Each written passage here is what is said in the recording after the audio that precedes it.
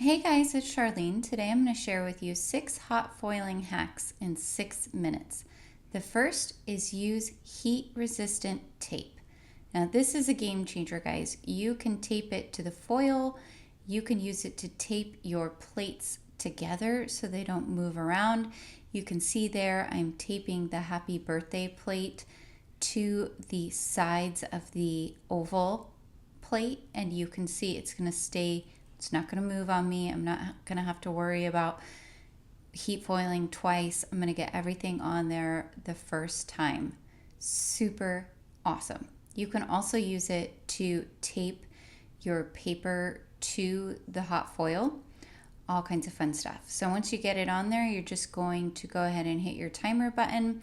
And I'm not going through a step-by-step tutorial or anything like that today, so you're not going to be sitting through the whole time. You can see I'm kind of quickly going through. You're going to put your paper down. Then once it's all heated, you're going to pull it out and you're going to run it through your die cut machine.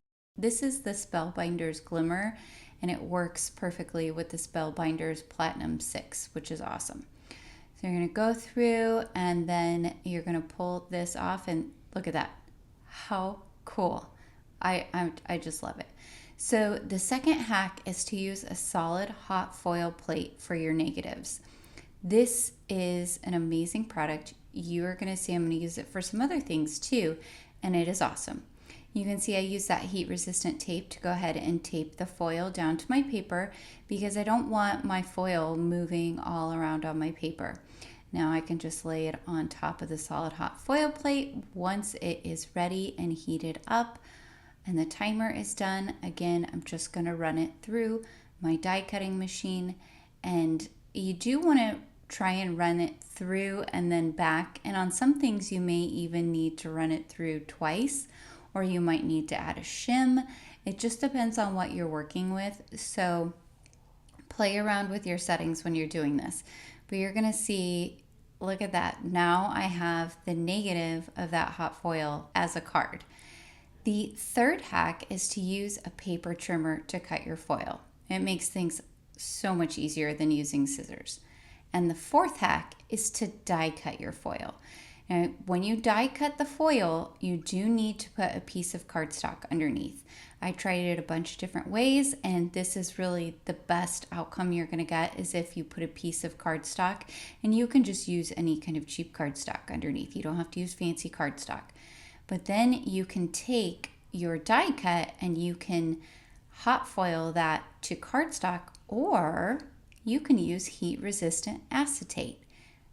This is a game changer, guys. Like acetate, heat resistant acetate, I've already used it for heat embossing. I use it all the time for that. I love it. But you can also hot foil on it. How cool. Once your timer's done, you're going to do it just like you would with cardstock, and you're going to run it back and forth through your die cutting machine, and that's it. You can use any kind of die cut. You can use a shadow, which is what I'm using here because I think it's going to look really awesome with the word in cardstock on top, or you could use it to die cut a cover plate die. Just the possibilities are endless. So look at that. The fifth hack is to hot foil on vellum. Yep, that's right, on vellum. Now I'm using Lawn Fawn vellum. I have found that this works really well when you're heat embossing, so I thought, it'll probably work with hot foil since it works for heat embossing, and sure enough, it does. Now, you're not going to get as good of a result with the vellum as you would with cardstock or with the acetate. The results on that were absolutely perfect. And I would say next time I will probably try this with a cardstock shim as well, because I was wondering if maybe it just didn't get enough pressure. Because you're going to see in just a second, it is a little fuzzy when I pull off that top piece of the clear kind of like contact paper that's on top of the foil that you take off once everything's done. But not enough to be a big deal at all. It is really, really cool.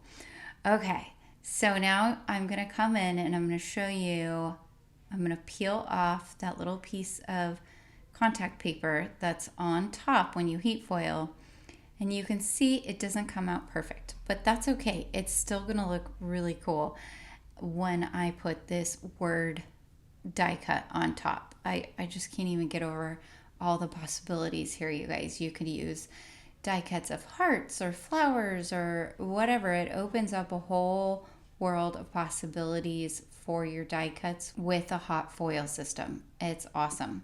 You're just gonna glue down the die cut word, and look how cool that looks with that beautiful foil underneath. Here is the vellum, and then the acetate, and then the initial image and the negative image that I did. I hope these hot foil hacks are helpful. I hope you play with your hot foil machines. There's so much they can do. Don't forget to hit the like and subscribe button, as well as that notification bell, so I can continue to bring you crafty content in the future. Until next time, happy crafting.